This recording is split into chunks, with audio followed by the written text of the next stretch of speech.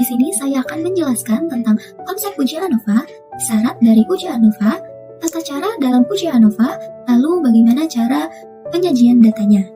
Yang pertama, saya akan menjelaskan tentang konsep uji ANOVA. Uji ANOVA atau analisis of varian digunakan untuk menguji rata-rata pada lebih dari 2 kelompok, bisa lebih besar atau sama dengan 3.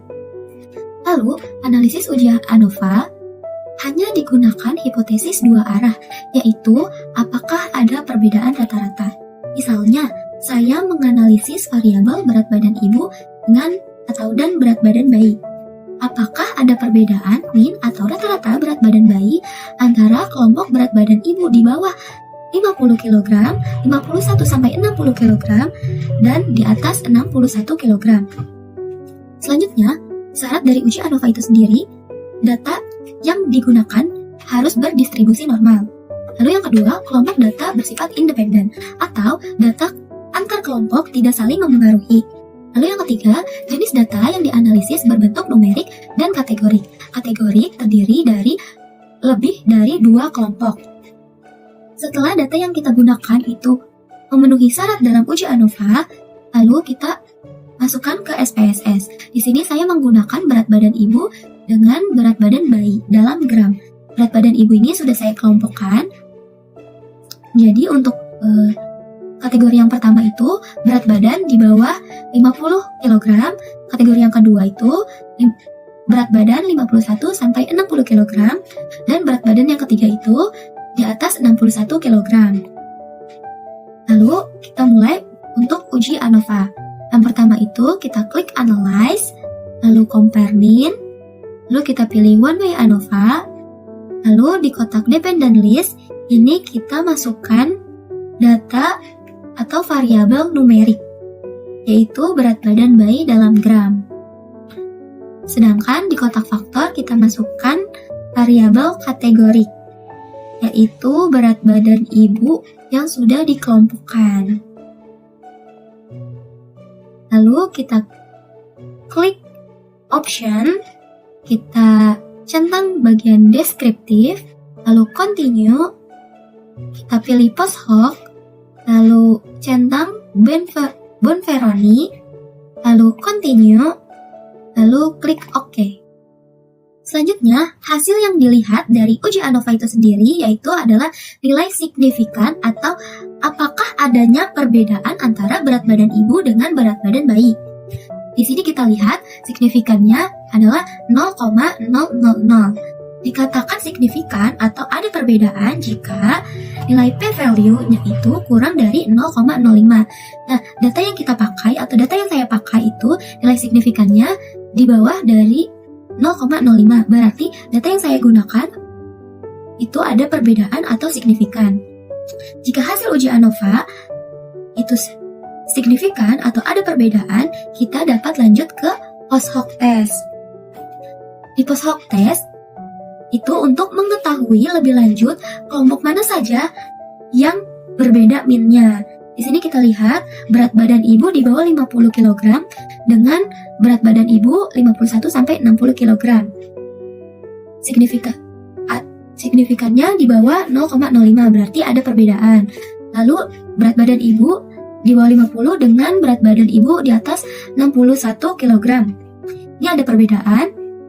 Lalu berat badan ibu 51-60 kg ini tadi ya ada perbedaan.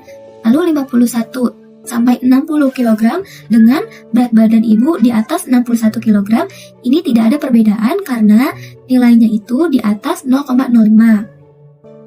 Nah, begitupun dengan yang ini sama di atas 61 dengan di bawah 50. Ini sama dengan yang ini.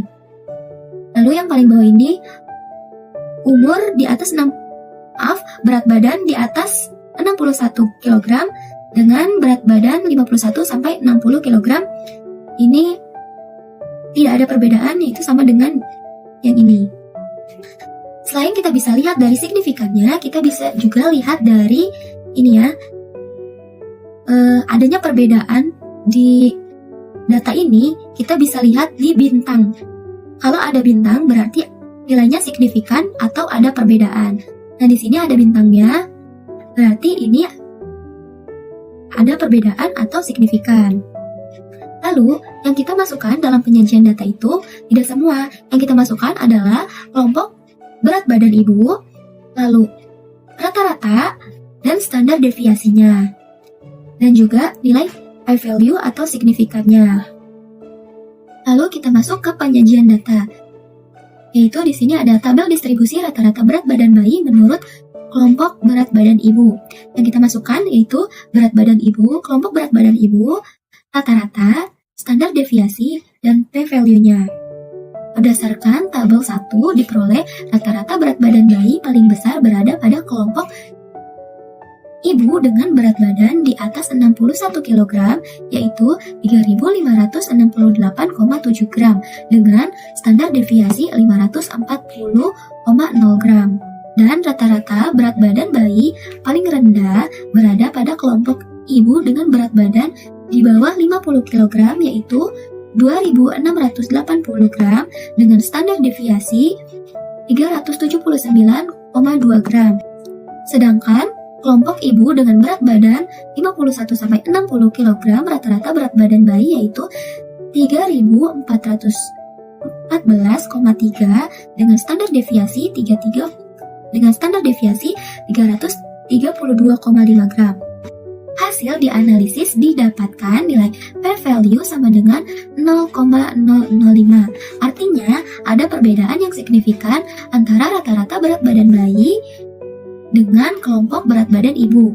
Hasil analisis lebih lanjut menunjukkan bahwa kelompok berat badan ibu yang berbeda yaitu kurang dari 50 kg dan 51-60 kg, lalu kurang dari 50 kg dan lebih dari 61 kg.